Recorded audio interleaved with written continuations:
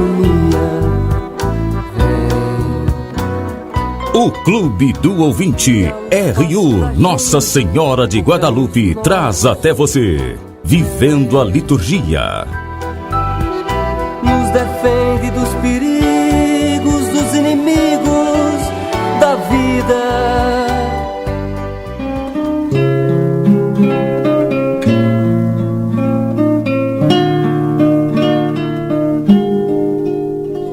Queridos irmãos e irmãs, uma alegria poder estar com você novamente, e agora nós vamos caminhando assim para o fim da nossa reflexão, que nós já vamos fazendo alguns programas, da encíclica Gaudete et Exsultate, do chamado à santidade do mundo atual, do nosso querido Papa Francisco. E para começarmos o nosso programa hoje, nós queremos olhar para a nossa vida de santidade. Qual é o culto que agrada ao Senhor? E assim nos ensina o Santo Padre. Poder-se-ia pensar que damos glória a Deus só com o culto e a oração, ou apenas observando algumas normas éticas. É verdade que o primado pertence em relação a Deus, mas esquecemos que o critério de avaliação da nossa vida é, antes de mais nada, o que fazemos pelos outros. A oração é preciosa se alimenta uma doação diária de amor. O nosso culto agrada a Deus quando levamos lá os propósitos de viver com generosidade e quando deixamos que o dom lá recebido se manifeste na dedicação aos irmãos.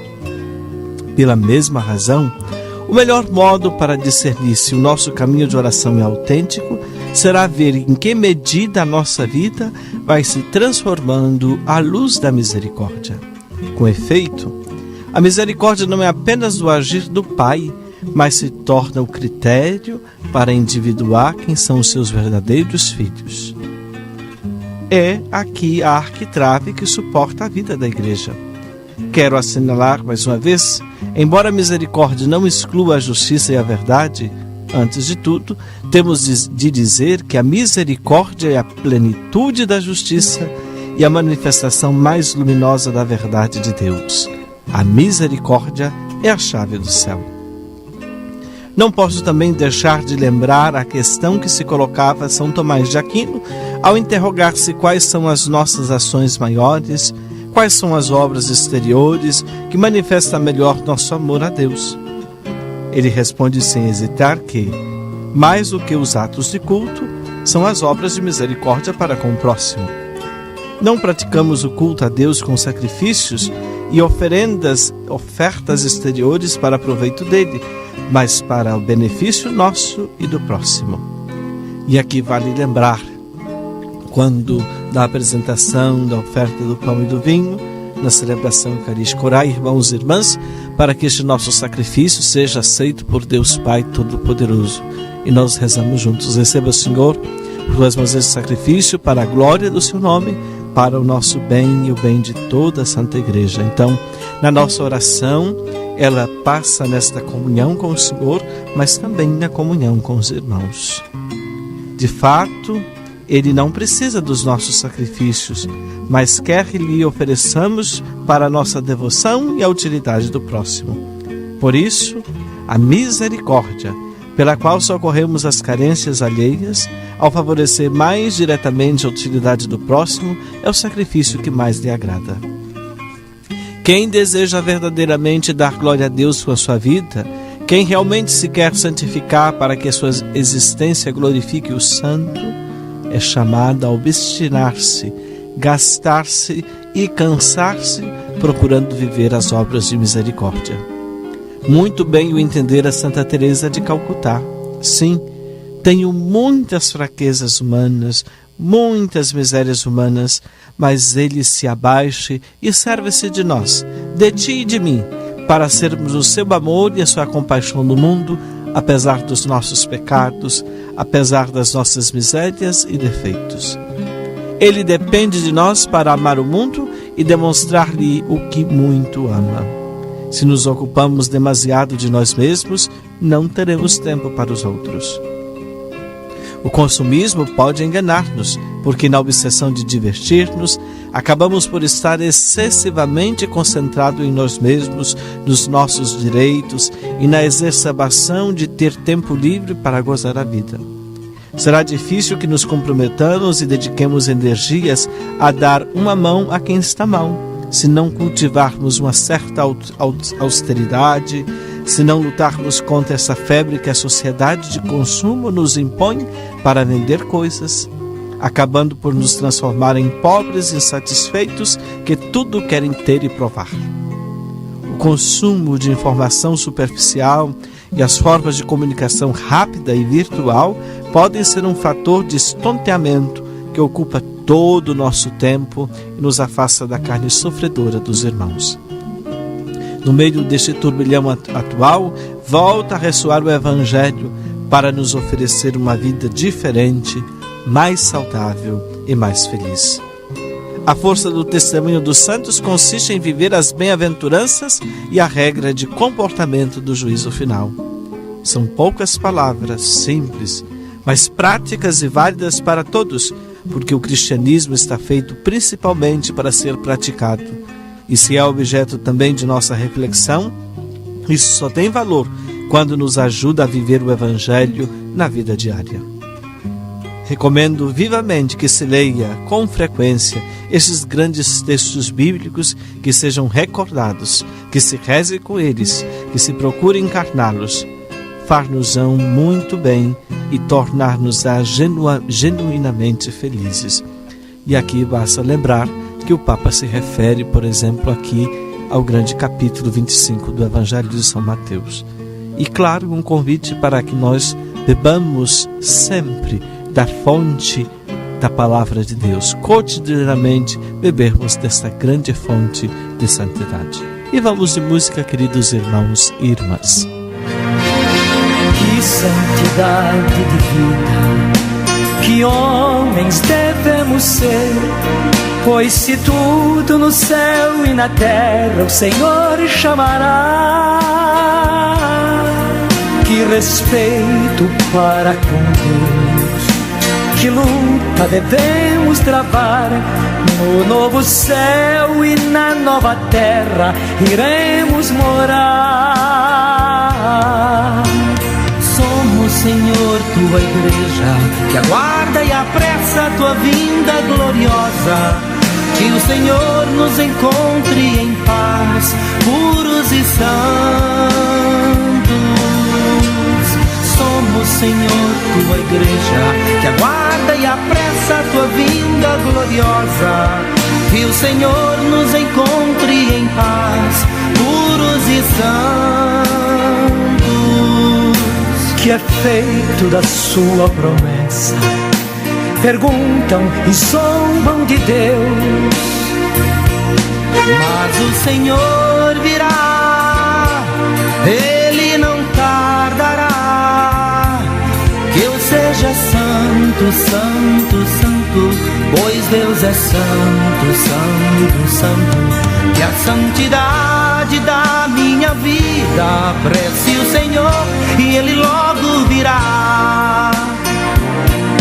Mas o Senhor virá, Ele não tardará. Que eu seja santo, santo, santo, pois Deus é santo, santo, santo. Que a santidade da minha vida apresse o Senhor e Ele logo virá. Somos, Senhor, tua igreja, que aguarda e apressa a tua vinda gloriosa. Que o Senhor nos encontre em paz, puros e santos. Somos, Senhor, tua igreja, que aguarda e apressa a tua vinda gloriosa. Que o Senhor nos encontre em paz, puros e santos. Neste quadro da santidade que as bem-aventuranças e o Evangelho de São Mateus nos propõem, gostaria de recolher algumas características ou traços espirituais que são indispensáveis para compreender o estilo de vida a que o Senhor nos chama. Não vamos ficar aqui explicando os meios de santificação que já conhecemos, os diferentes métodos de oração, os sacramentos inestimáveis da Eucaristia e da reconciliação, a oferta de sacrifício, as várias formas de devoção, a direção espiritual e muitos outros. Vamos nos referir a alguns aspectos do chamado à santidade que tenham uma ressonância especial no nosso coração. Essas características que vamos evidenciar não são todas as que podem constituir um modelo de santidade, mas são 5 grandes manifestações do amor a Deus e ao próximo que são particularmente importantes devido a alguns riscos e limites da cultura de hoje. Nesta se manifesta a ansiedade nervosa e violenta que nos dispersa e enfraquece, o negativismo e a tristeza, a assédio cômoda, consumista e egoísta, o individualismo e tantas outras formas de falsa espiritualidade sem encontro com Deus que reina no mercado religioso atual. Suportar, paciência e mansidão. A primeira dessas grandes características é permanecer centrado, firme em Deus que ama e sustenta. A partir dessa firmeza interior é possível aguentar, suportar as contrariedades, as vicissitudes da vida e também as agressões dos outros, as suas infidelidades e defeitos. Se Deus é por nós, quem será contra nós? Na carta de São Paulo aos Romanos, capítulo 8, versículo 31. Nisso está a fonte da paz que se expressa nas atitudes de um santo. Com base em tão solidez interior, o testemunho de santidade no nosso mundo acelerado, volúvel e agressivo é feito de paciência e constância no bem. E a fidelidade do amor, pois quem se apoia em Deus também pode ser fiel aos irmãos, não os abandonando nos momentos difíceis, nem se deixando levar pela própria ansiedade, mas mantendo-se ao lado dos outros mesmos, quando isso não lhe proporcione qualquer satisfação imediata. São Paulo convidava os cristãos de Roma a não pagar a ninguém o mal com o mal, na carta aos Romanos, capítulo 12, versículo 17. A não fazer justiça por própria conta, nem deixar vencer-se pelo mal, mas vencer o mal com o bem. Essa atitude não é sinal de fraqueza, mas da verdadeira força, porque o próprio Deus é lento para a ira e muito poderoso. Assim nos adverte a palavra de Deus: desapareça do meio de vós todo amargor e exaltação, toda ira e gritaria, ultrajes e toda espécie de maldade. Efésios, capítulo 4, versículo 31. É preciso lutar e estar atento às nossas inclinações agressivas e egocêntricas, para não deixar que ganhem raízes. Podeis irar-vos, contanto que não pequeis. Não se ponha o sol sobre a vossa ira. Efésios, capítulo 4, 26. Quando há circunstância que nos acabrunham, sempre podemos recorrer à âncora da súplica, que nos leva a ficar de novo nas mãos de Deus e junto da fonte da paz.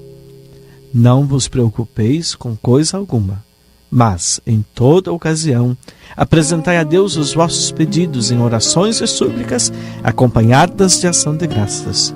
E a paz de Deus, que supera todo o entendimento, guardará vossos corações e os vossos pensamentos no Cristo Jesus. Filipenses, capítulo 4, de 6 a 7. Pode acontecer também que os cristãos façam parte de redes de violência verbal através da internet e vários fóruns ou espaços de intercâmbio digital. Mesmo nas mídias católicas, é possível ultrapassar os limites, tolerando-se a difamação e a calúnia e parecendo excluir qualquer ética e respeito pela fama alheia. Gera-se assim um dualismo perigoso, porque nessas redes dizem-se coisas que não seriam toleráveis na vida pública e procura-se compensar as próprias insatisfações, descarregando furiosamente os desejos de vingança. É impressionante como, às vezes, pretendendo defender outros mandamentos, se ignora completamente o 8º, não levantará falsos testemunhos, e destrói-se sem piedade a imagem alheia. Nisso se manifesta como a língua descontrolada, é um fogo, é um universo da malícia, e pondo em chamas a roda da vida, sendo ela mesma inflamada pela geena.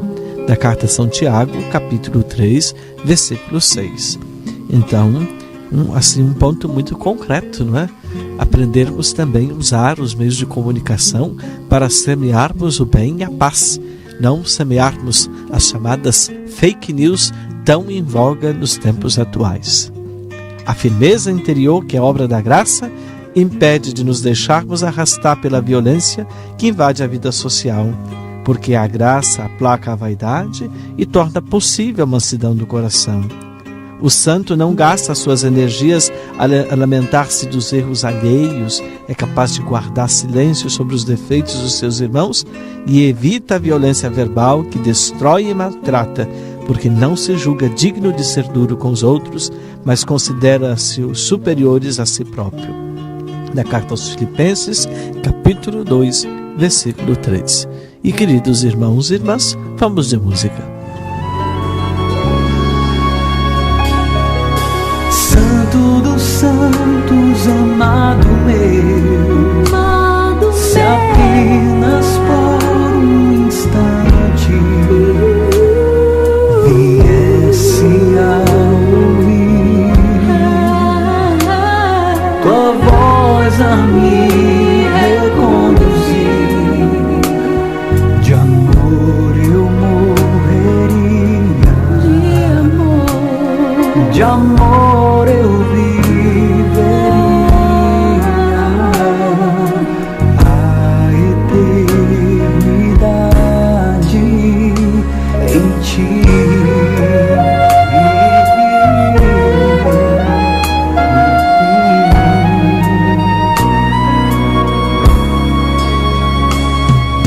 Santo dos santos, amado meu, se apenas por um instante pusesse os olhos meus no amor dos olhos teus, de amor eu morreria, de amor eu viveria.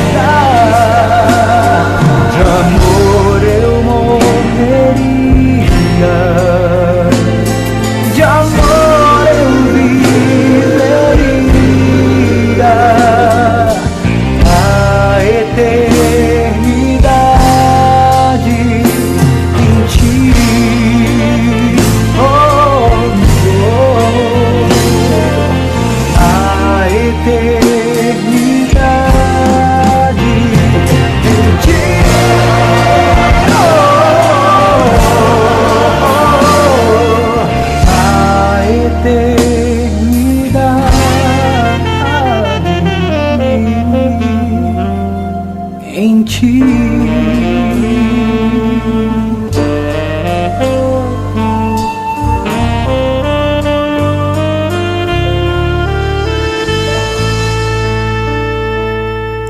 Queridos irmãos, não nos faz bem olhar com altivez, assumir o papel de juízes sem piedade, considerar os outros como indignos e pretender continuamente dar lições. Esta é uma forma sutil de violência. São João da Cruz propunha outra coisa. Mostra-te sempre mais propenso a ser ensinado por todos do que a querer ensinar quem é inferior a todos. e acrescentava um conselho para afastar o demônio. Alegrando-te com o bem dos outros, como se fosse teu, e procurando sinceramente que estes sejam preferidos a ti em todas as coisas, assim vencerás o mal com o bem. Afastarás o demônio para longe e alegrarás o coração. Procura exercitá-lo, sobretudo, com aqueles que te são menos simpáticos. E sabe que, se não te exercitares nesse campo, não chegarás à verdadeira caridade, nem tirarás proveito dela. A humildade só se pode enraizar no coração através das humilhações. Sem elas, não há humildade nem santidade. Se não fores capaz de suportar e oferecer a Deus algumas humilhações, não és humilde, nem estás no caminho da santidade. A santidade que Deus dá à sua igreja vem através da humilhação do seu Filho. Este é o caminho. A humilhação faz-te semelhante a Jesus. É parte ineludível da imitação de Jesus. Cristo sofreu por vós, deixando-vos um exemplo, para que sigais os seus passos. Primeira carta de São Pedro, capítulo 2, versículo 21. Ele, por sua vez, manifesta a humildade do Pai, que se humilha para caminhar com o seu povo, que suporta suas infidelidades e murmurações. Por esse motivo, os apóstolos, depois da humilhação, estavam alegres por ter sido considerados dignos de injúrias por causa do santo nome de Jesus. Atos dos Apóstolos, capítulo 5, versículo 41. Não se refere aqui somente a situações cruentas de martírio, mas às humilhações diárias daqueles que calam para salvar a sua família, ou evitam falar bem de si mesmo e preferem louvar os outros em vez de se gloriar. Escolhem as tarefas menos vistosas e às vezes até preferem suportar algo de injusto para oferecer ao Senhor. Se fazeis o bem e suportais o sofrimento, isso vos torna agradáveis junto a Deus. Primeira carta de São Pedro 2:20. Não é caminhar com a cabeça inclinada, falar pouco ou escapar da sociedade. Às vezes, uma pessoa, precisamente porque está liberta do egocentrismo, pode ter a coragem de discutir amavelmente, reclamar justiça ou defender os fracos diante dos poderosos, mesmo que isso traga consequências negativas para a sua imagem. Não digo que a humilhação seja algo de agradável, porque isso seria masoquismo, mas se trata de um caminho para imitar a Jesus e crescer na união com Ele. Isso não é compreensível no plano natural e o mundo ridiculariza semelhante proposta. É uma graça que precisamos implorar. Senhor, quando chegar as humilhações, ajuda-me a sentir que estou seguindo atrás de Ti no Teu caminho. Essa atitude pressupõe um coração pacificado por Cristo, liberto daquela agressividade que brota de um ego demasiado grande. A própria pacificação que a graça realiza permite-nos manter uma segurança interior e aguentar, perseverar no bem se eu tiver de andar pelo vale escuro, ou se contra mim acampa um exército. Firmes no Senhor, a rocha, podemos cantar. Em paz, logo que me deito adormeço, pois só Tu, Senhor, me fazes descansar com segurança. Em suma, Cristo é a nossa paz e veio dirigir nossos passos no caminho da paz. Ele fez saber a Santa Faustina Kowalska: a humanidade não encontrará paz enquanto não se dirigir com confiança à minha misericórdia. Por isso, não caiamos na tentação de procurar a segurança interior no sucesso, nos prazeres vazios, na riqueza, no domínio sobre os outros ou na imagem social.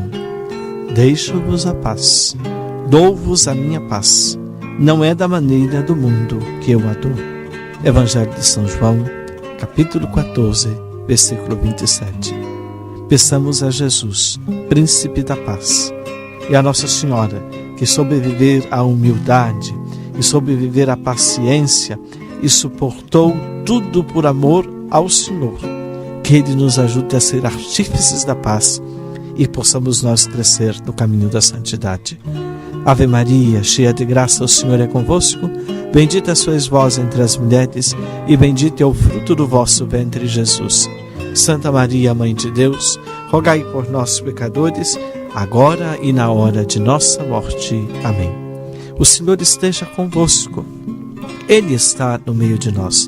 Desça sobre vós a bênção de Deus, Ele que é Pai, Filho e Espírito Santo. Amém.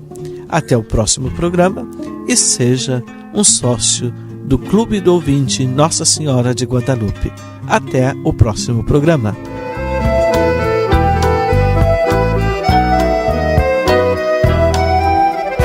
Luz na frente, paz na guia, Deus que alumia. Seja um missionário da evangelização. Participe do Clube do Ouvinte. Um oferecimento Rádio Universidade, uma emissora da Arquidiocese de Pelotas. Dos inimigos da vida, vem, ó Deus, nos defender, nos proteger. Vem.